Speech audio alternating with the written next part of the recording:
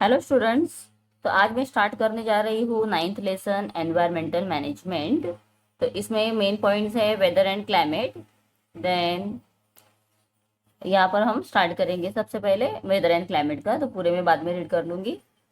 तो देखिए यहाँ पर वेदर और क्लाइमेट इसमें क्या डिफरेंस है, हमें ये अगर पूछा जाए तो जो वेदर होता है ये स्पेसिफिक टाइम के लिए होता है। ठीक है, atmospheric conditions at the specific time at a particular place, और एक पर्टिकुलर प्लेस के लिए होता है, रिफर्स टू एज वेदर, इसे हम वेदर कहते हैं। और क्लाइमेट क्या होता है, क्लाइमेट ये चेंज नहीं होता है, कंटिन्यूसली चेंज नहीं होता है, वो ज़्यादा टाइम के लिए कांस्टेंट रहता है, इसे हम क्या कहते हैं, क्लाइमेट कहते हैं। ठीक है, आप लोगों को डिफरेंस लिखने के लिए भी एक है यहाँ पर आपके क्वेश्चन सेट में। तो सारे आंसर्स मैं देने वाली हूँ, मतलब आप लोगों को थोड़ा सा मैं एक्सप्लेन कर दूंगी एक्चुअली क्या है लेसन में दिया हुआ, और उसके बाद इमीडिएटली हम स्टार्ट करेंगे इसके सारे क्वेश्चन आंसर्स। तो पूरे आंसर्स आप लोगों को मिलने वाले हैं, तो पूरा वीडियो देखिए। और चैनल में अगर आप लोग नए हो, फर्स्ट टाइम मेरा वीडियो देख रहे हो, तो चैनल को सब्सक्राइब करके रखिए ताकि मेरा चैनल आप लोगों को ज़्यादा से ज़्यादा हेल्प कर सके।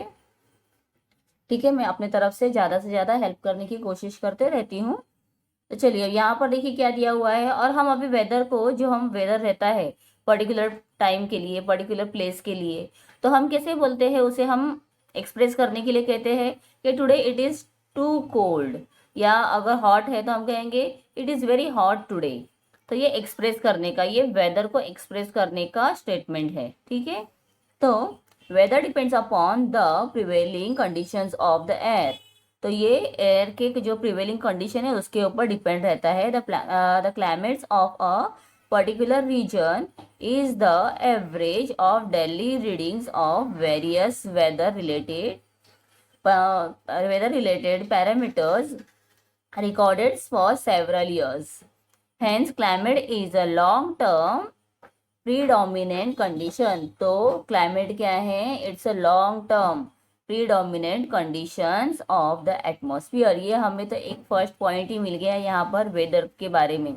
जब हम डिफरेंस लिखेंगे तो हमें यहाँ पर एक क्या मिल गया है, इसका एक सेंटेंस ही मिल गया। आप चाहे तो इसे टिक मार्क करके भी रख सकते हो। ठीक है, तो देखिए यहाँ पर हमें क्या दिया हुआ है, तो एटमॉस्फेरिक कंडीशन जो है वो डिपेंड रहती है कौन से फैक्टर्स के ऊपर। तो यहाँ पे वेदर रिलेटेड क्लाइमेट फैक्टर्स तो कौन कौन से दिए हुए हैं, एटमॉस्फेरिक प्रेशर है, सनलाइट है, clouds, humidity, rainfall, then visibility and temperature, इसके ऊपर पूरा वेदर और फिर क्लाइमेट।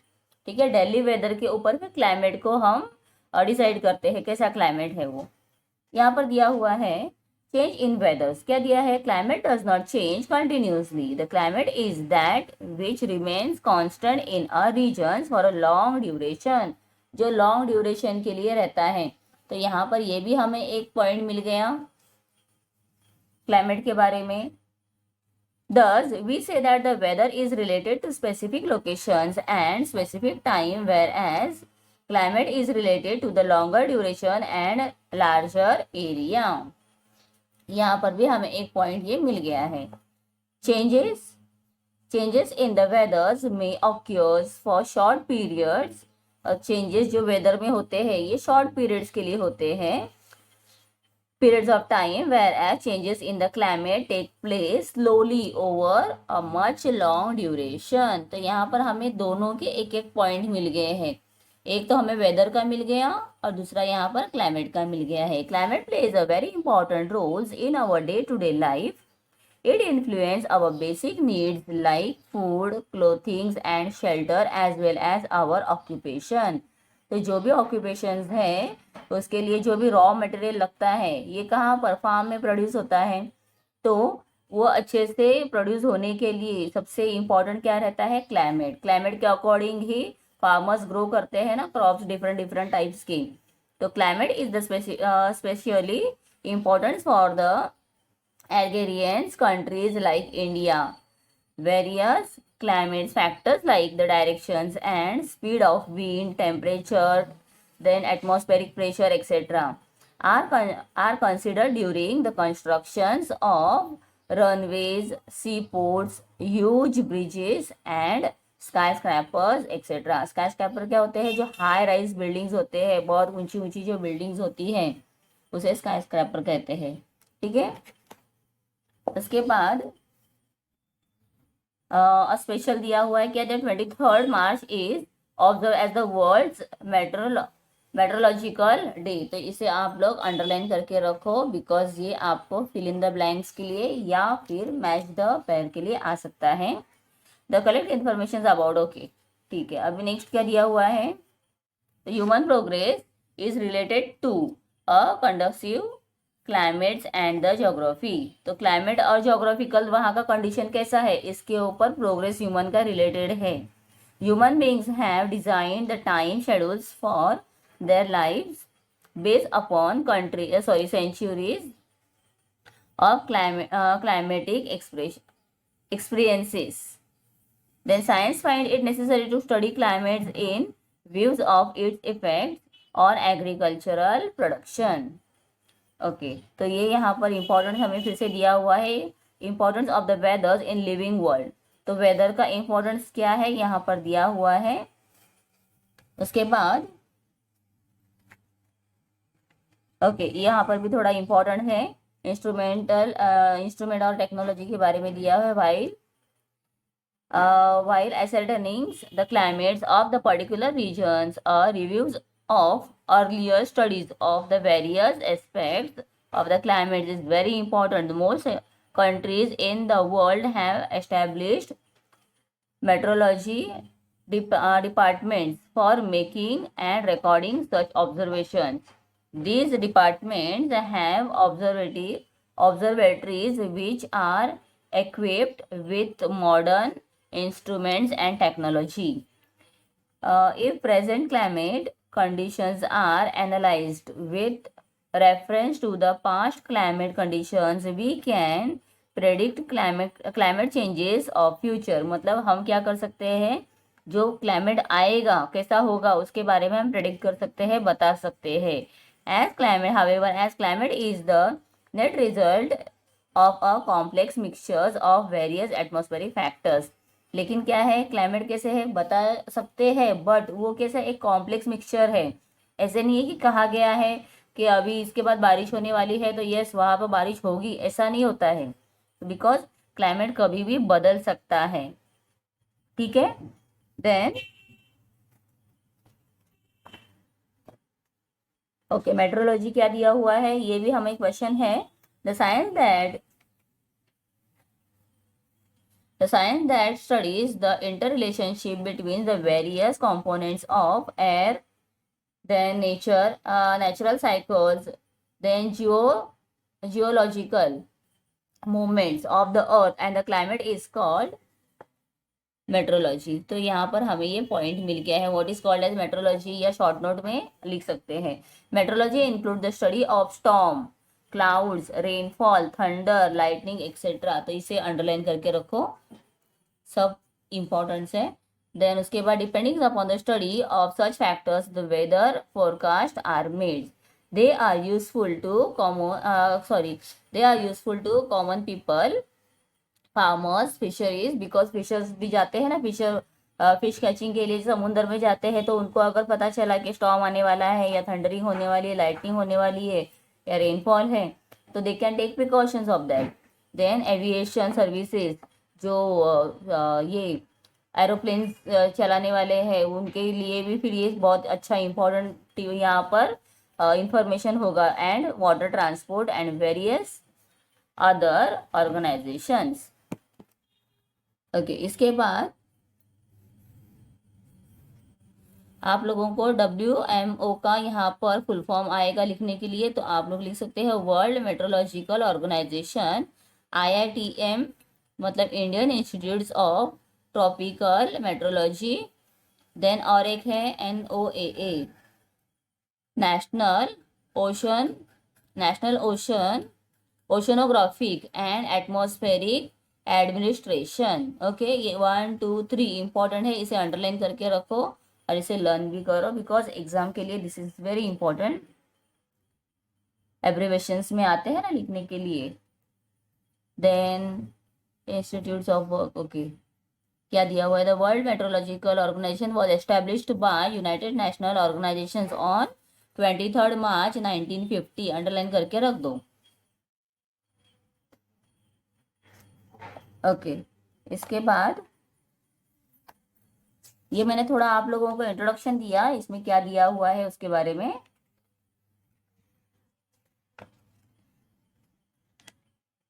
ओके, यहाँ पर ना और जो अपने वेस्ट होते हैं उसके बारे में दिया है, डोमेस्टिक वेस्ट है, इंडस्ट्रियल वेस्ट होता है, और उनके सोर्स क्या है। तो कहाँ से वो डोमेस्टिक वेस्ट निकलता है, तो वेस्ट फूड, पेपर, प्लास्टिक, ये सब से। और इंडस्ट्रियल वेस्ट भी क्या है, केमिकल, पिगमेंट, देन स्लग, ऐश, मेटल्स, इससे यहाँ से निकलता है। देन हैजर्डस वेस्ट, देन वहाँ पर फार्म गार्डन वेस्ट में क्या क्या निकलेगा, ये सब यहाँ पर चार्ट में दिया हुआ है। आप लोग एक बार इसे रिफर कर लो, बिकॉज एग्जाम के लिए ये भी इम्पोर्टेंट चार्ट है। उसके बाद बायोडिग्रेडेबल वेस्ट क्या होता है, जो this types of waste is easily degraded by the microbes, और वो आसानी से क्या हो जाता है, सड़ जाता है, और उससे हम फिर क्या बना सकते हैं, फर्टिलाइजर बना सकते हैं। It mainly includes kitchen waste, ठीक है, उसमें क्या आएगा, spoiled food, fruits, vegetables and soil dung, parts of the plants, etc. This waste is mainly of organic types and it is also called the wet solid waste, ठीक है। उसके बाद मतलब वेट था वो, लेकिन वो अभी सॉलिड वेस्ट में कन्वर्ट हो गया है, और वेट गार्बेज भी उसको बोलते हैं, ठीक है। Then it is carefully decomposed, we can get compost, compost मतलब जो फर्टिलाइजर होता है, and fuels of good quality from it. Such biofuels projects have been started in many cities. अभी ऐसे ही नॉन बायोडिग्रेडेबल क्या होता है, तो यहाँ पर उसका भी दिया हुआ है, ठीक है बच्चों। तो चलो अभी मैं आप लोगों का ज़्यादा टाइम ना लेते हुए मैं सीधा क्वेश्चन आंसर स्टार्ट कर रही हूँ। ओके, तो यहाँ पर आप देख सकते हो क्वेश्चन आंसर एक्सरसाइज स्टार्ट कर रही हूँ। तो इसमें दिया है match the item column A with the proper ones in the column B. Okay, मतलब मैच द पेयर करने के लिए दिया हुआ है। तो हार्मफुल वेस्ट में क्या आएगा, तो यहाँ पर हार्मफुल वेस्ट में है रेडियो एक्टिव मटेरियल, ठीक है। देन डोमेस्टिक वेस्ट में क्या आएगा, leaf over food, sorry left over food, vegetables, piling of fruits, fruit छिलने के बाद जो उसका छिलटे निकलते हैं वो सब। देन बायोमेडिकल वेस्ट में क्या आएगा, बैंडेजेस, कॉटन, नीडल्स, जो हॉस्पिटल से निकलता है वो, एक्सेट्रा। उसके बाद इंडस्ट्रियल वेस्ट में क्या आएगा, केमिकल है, पिगमेंट, ऐश, एक्सेट्रा। अर्बन वेस्ट में क्या आएगा, grass, rubber, carry bags, etcetera. Okay, तो ये हो गया है मैच द कॉलम।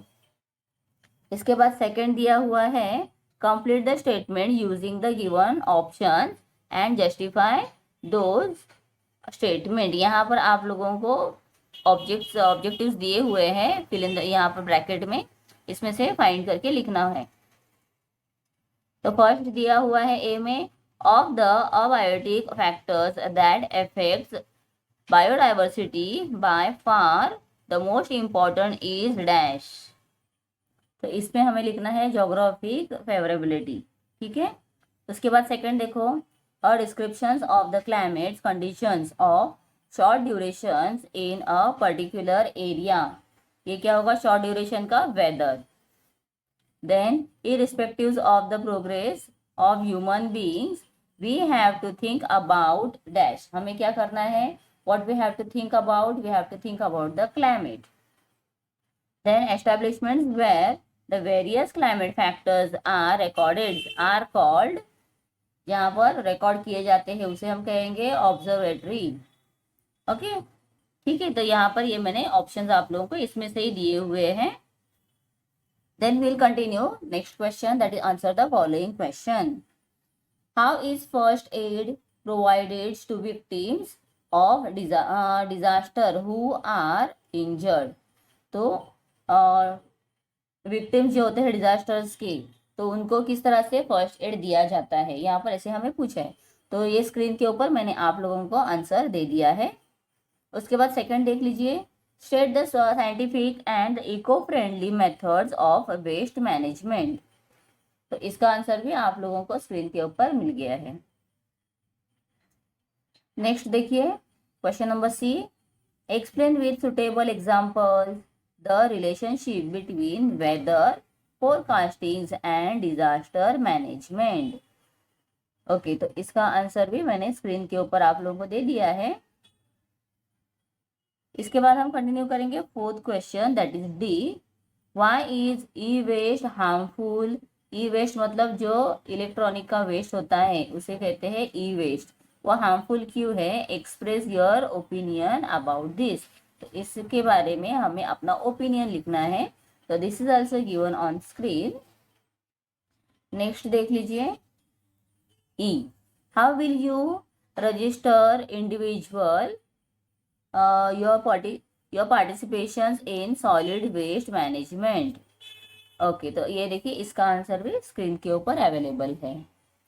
अभी नेक्स्ट हम देखेंगे राइट नोट्स। यहाँ पर नोट्स लिखने के लिए कहा गया है, शॉर्ट नोट्स हमें लिखने हैं मेट्रोलॉजी। जैसे मैंने आप लोगों को टेक्स्ट बुक में मेट्रोलॉजी का आंसर दिया है और यहाँ पर स्क्रीन पर भी मैंने उसे दे दिया है, तो आप लोग कंटिन्यू कर सकते हो। सेकेंड है क्लाइमेटिक फैक्टर। क्लाइमेटिक फैक्टर का भी आंसर स्क्रीन के ऊपर है। नेक्स्ट है मॉनसून मॉडल।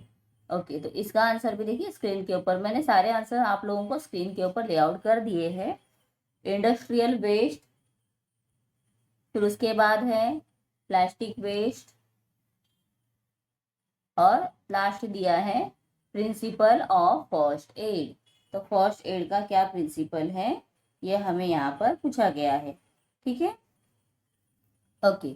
इसके बाद हम कंटिन्यू करेंगे, give examples of the importance of climate in the living world with explanations in your own word. तो यहाँ पर हमें एक्सप्लेनेशन पूछा गया है कि इम्पोर्टेंस ऑफ क्लाइमेट क्या है, जो लिविंग वर्ल्ड है हमारा उसमें इम्पोर्टेंस ऑफ क्लाइमेट क्या है, इसे हमें पूछा गया है। ओके, तो इसका भी पूरा आंसर मैंने आप लोगों को दिया हुआ है। ओके, नेक्स्ट देख लीजिए यहाँ पर, explain the suitable examples, the care to be taken when using the methods of transporting patient. तो ट्रांसपोर्टिंग पेशेंट जब हम करते हैं तो हमें क्या यूज करना है, क्या केयर लेना है, इसके बारे में यहाँ पर पूछा गया है। Okay, so this answer also I have given. Next है एक्सप्लेन द डिफरेंस बिटवीन, मतलब डिफरेंसेस हमें फाइंड करने हैं। तो यहाँ पर वेदर और क्लाइमेट, तो वेदर और क्लाइमेट के ऑलमोस्ट पॉइंट मैंने टेक्स्ट बुक में एक्सप्लेन के टाइम पे बता दिए हैं, और यहाँ पर स्क्रीन पे भी आप देखोगे तो मैंने आंसर दिया हुआ है। तो you just continue this. Now second है degradable and non degradable waste. तो ये भी मैंने डिस्कस किया था, मतलब जो भी आप लोगों को क्वेश्चन आंसर से रिलेटेड है वो सारे पॉइंट्स मैंने इसीलिए पहले डिस्कस किए हैं, एक्सप्लेन किए हैं, ताकि आप लोगों को अच्छे से समझ में आए। ठीक है, तो इसका आंसर भी स्क्रीन के ऊपर आ गया है। तो बच्चों आप लोग इसे कंटिन्यू करो, और आप लोगों को जो भी लेसन के रिक्वायरमेंट्स हैं मुझे आप कमेंट करके बता सकते हो, और अदर सब्जेक्ट्स के लिए भी मेरे चैनल को आप देख सकते हो, प्लेलिस्ट में जाकर आप लोग जो भी रिलेटेड है लेसन देख सकते हो। ठीक है, तो चलिए मिलते हैं नेक्स्ट वीडियो में।